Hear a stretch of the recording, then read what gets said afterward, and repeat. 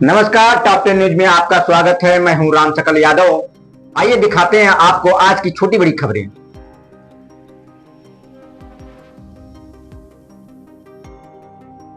Bharatiya Janata party प्रदेश कार्य समिति सदस्य अखिलेश मिश्र गुड्डू के नेतृत्व में भाजपा प्रतिनिधि मंडल ने सोमवार को शहर में विगत 2-3 दिनों से आ रही विद्युत आपूर्ति की समस्या को लेकर विद्युत विभाग के मुख्य अभियंता के कार्यालय में मुख्य अभियंता इंजीनियर राम बाबू, अधीक्षण अभियंता, अधिशासी अभियंता प्रथम, सहायक अभियंता नगर के अवर अभियंताओं से वार्ता कर विद्युत आपूर्ति से संबंधित सभी समस्याओं से अवगत कराया।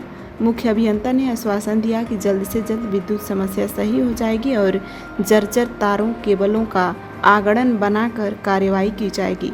प्रतिनिधिमंडल में भारतीय जनता पार्टी के जिला महामंत्री पवन सिंह मुन्ना, जिला उपाध्यक्ष अवनीश मिश्रा, जिला कोषा अध्यक्ष अभिनव श्रीवास्तव, नगर अध्यक्ष मृगांक शेखर, मंडल अध्यक्ष शशिकांत विश्वकर्मा, राम बाबू चौहान, नगर महामंत्री नीरज सिंह, सभासद अवनीश चतुर्वेदी, सभासद पुरुषोत्तम सिंह, अभिषेक गुप्ता, मुंशी निषाद एवं समस्त कार्यकर्ता उपस्थित रहे। आज आप लोग आए थे मुख्य अभियंता कार्यालय और शहर की विद्युत व्यवस्था इधर एक हफ्ते से बहुत जर्जर हो चुकी है। क्या बात हुई आप अभियंता से और क्या आश्वासन था? देखिए, विगत 2-3 दिनों से शहर के अंदर से, विशेष करके लाल डिग्गी, पुरानी कोतवाली और शहर के अंदर जो भी पोर्शन है वहाँ से लगातार बिजली की शिकायतें मिल रही थी।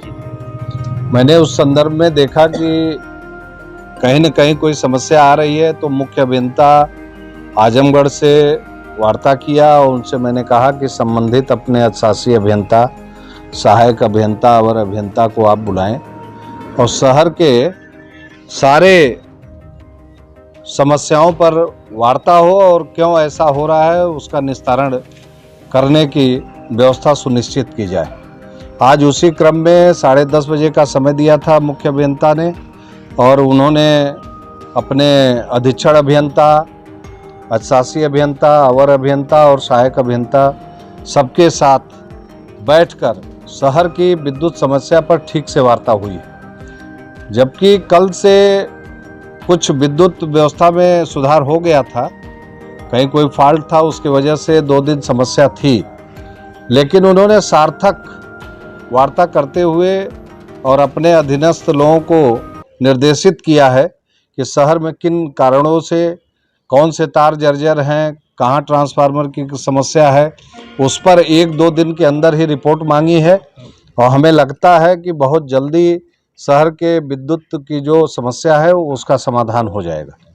अच्छा, देखा ही जाता है कि ये लोग जाड़े में तो काम नहीं करते और गर्मी में समस्याएं बढ़ जाती है। उपभोक्ताओं को दोष दिया जाता है कि ओवरलोड हो जा रहा है। ओवरलोड हो गया तो इसकी जिम्मेदारी आप ही की ना बनती है, विभाग की बनेगी ना। बिल्कुल, उस पर भी वार्ता हुई है, क्योंकि ये कोई एक बार का मामला नहीं है, ये हर बार गर्मी में ओवरलोड होता होगा, तो उसके हिसाब से उनको व्यवस्था करनी चाहिए। उसको उन्होंने रियलाइज किया है और उन्होंने कहा है कि हम 3 दिन के अंदर और उसमें सुधार करेंगे और जहाँ कोई समस्या है और कहीं कोई सामान की आवश्यकता है, किसी एस्टीमेट की आवश्यकता है, तो उस पर हमने कहा है कि उसको बनाकर हमारे नगर अध्यक्ष, हमारे जिले के महामंत्री, जिला उपाध्यक्ष और बहुत नगर की कमेटी के हमारे तमाम पदाधिकारी और सम्मानित जनता भी साथ थी, सबका नंबर देकर और जो भी समस्याएं हैं उसको एकत्रित करके उस पर समाधान करने का उन्होंने आश्वासन दिया है। मेंटेनेंस के लिए सरकार पैसा भी दे रही है, तो क्यों नहीं हो रहा? बिल्कुल, मेंटेनेंस की भी बात की गई है। उन्होंने कहा है कि मेंटेनेंस जो जहां भी जो आवश्यकता है उसको किया जाएगा और मैंने भी कहा है कि जहां आपसे कोई समस्या आ रही हो तो आप हमें बताएं, हम माननीय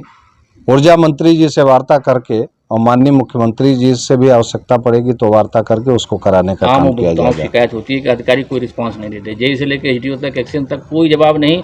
लाइट चली गई तो चली गई। नहीं, बिल्कुल सुधार हो रहा है और हमें पूरा विश्वास है कि आज के वार्ता का निष्कर्ष निकलेगा और जल्दी ही शहर की समस्याएं दूर होंगी। धन्यवाद। वहीं इस संबंध में मुख्य अभियंता इंजीनियर रामबाबू ने बताया कि सरकार की मंशा के अनुरूप उपभोक्ताओं को बेहतर विद्युत आपूर्ति देने के लिए विभाग पूरी तरह प्रतिबद्ध है। उन्होंने कहा कि बिजली व्यवस्था में सुधार के लिए उपभोक्ताओं से लगातार फीडबैक लिया जा रहा है। इसी क्रम में आज उपभोक्ताओं के लिए एक प्रतिनिधि मंडल ने उनसे मुलाकात की और शहर की विद्युत व्यवस्थाओं को सुधारने के लिए कई अच्छे सुझाव दिए। कुछ क्षेत्रों में केबल संबंधी समस्याओं को ठीक करना, बिजली के खंभों से जुड़ी दिक्कतों को दूर करना, ट्रांसफार्मर से जुड़ी समस्याओं का समाधान करना।